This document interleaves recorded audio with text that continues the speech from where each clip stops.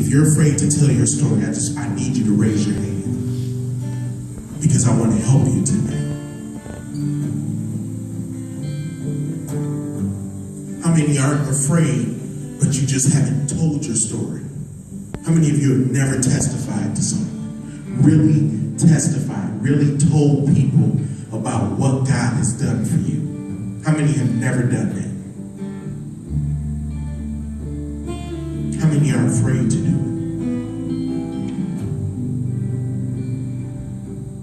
How many don't know how?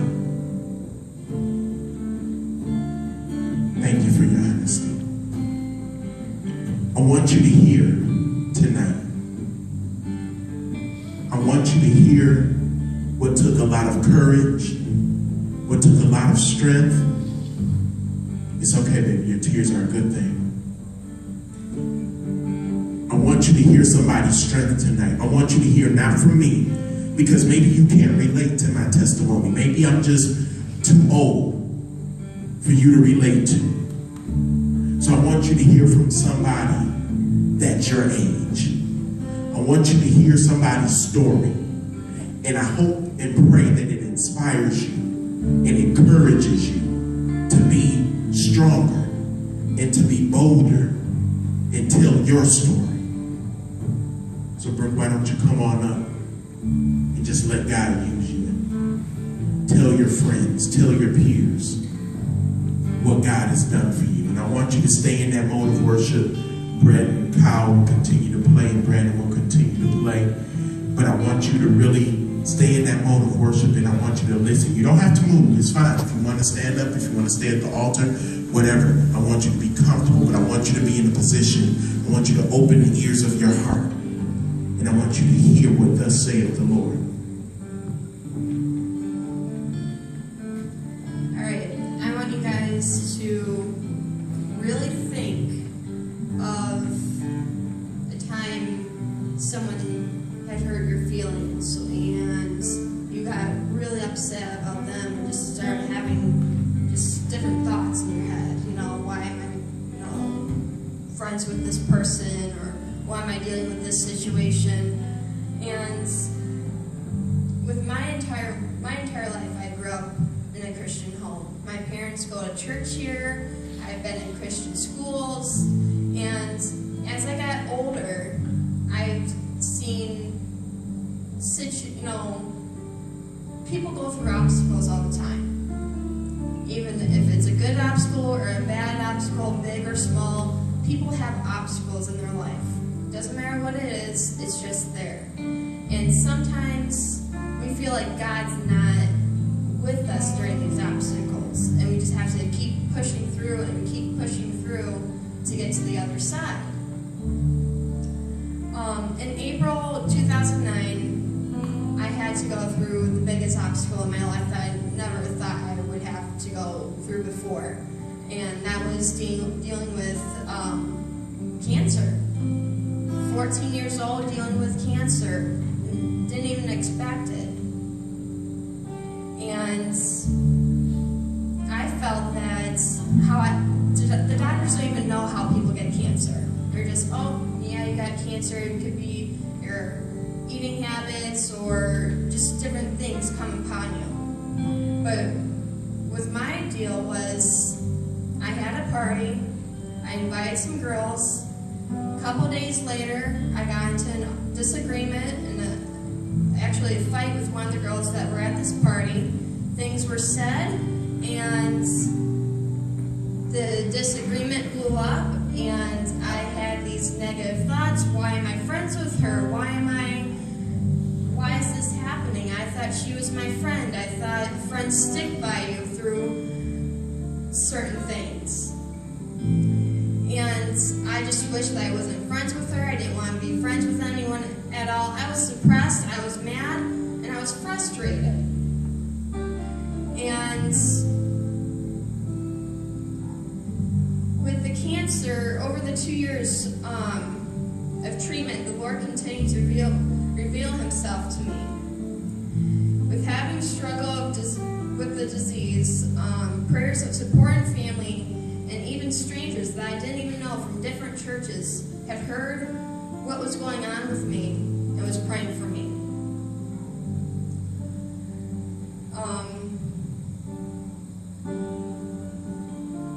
2 years I had to undergo chemo, and chemotherapy is a recipe and a schedule to take mixed drugs to kill the immune system and also to kill the disease itself. And as a result, I had lost 30% of my body weight. I had lost my hair, I had lost my muscle atrophy, which is where your muscle are eaten by your body. There was a period of time that I had diabetes and had to go under 24-hour monitoring with shots of insulin. I had to take chemo almost every day. The doctors had told me that I was one of the worst, suffered the most damage as a result of chemotherapy that he has ever seen. My parents would send updates and prayer requests, and with that you could see the effects of those prayers.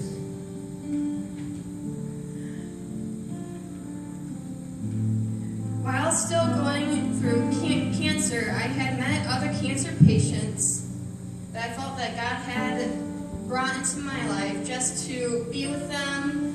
If it was a terminal thing, if it was a short period in their life, I just felt like God was put me in this situation for a reason. Don't know why.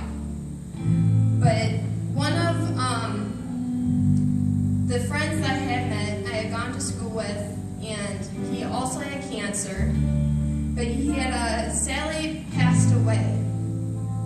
And I just got so mad at God, not understanding why I'm still alive here today, standing here and sharing my testimony with you guys, while he's not here anymore.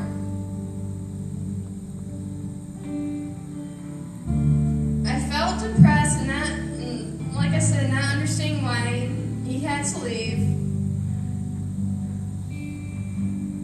But I'm just, no, there are reasons why I'm still alive, and God is keeping me here for a reason. I think it's not just to share a story with you that I had in the past and make you feel bad. Don't feel bad, because I'm still here today. I'm still going through emotions. I'm still going through worriness. I'm still going through certain thoughts that I don't need to worry about, because God's here. He's here. He can help you in any situation if you let him. You know, I could sit here and keep reading this letter that I had typed out and create some, added some more stuff and retyped it last night, staying up until 11 o'clock, thinking about it, praying about it, and listening to music. But the main focus is God is always with you no matter what. Or if I'm 19, I'm going to be 20 in a few months. There's still some side effects that still affect me today, but I'm getting through it. There's still things that I still get stressed, I still get depressed sometimes, but you have to ask God along the way to help you with these situations, help you deal with your emotions, help you grow in God, and just say, God, I'm dealing with this situation, I need your help, and there is a light at the end. It's not always pitch black, it's not, if you go through struggles, there's always something at the other end. It's not always bad, but there's things that's good.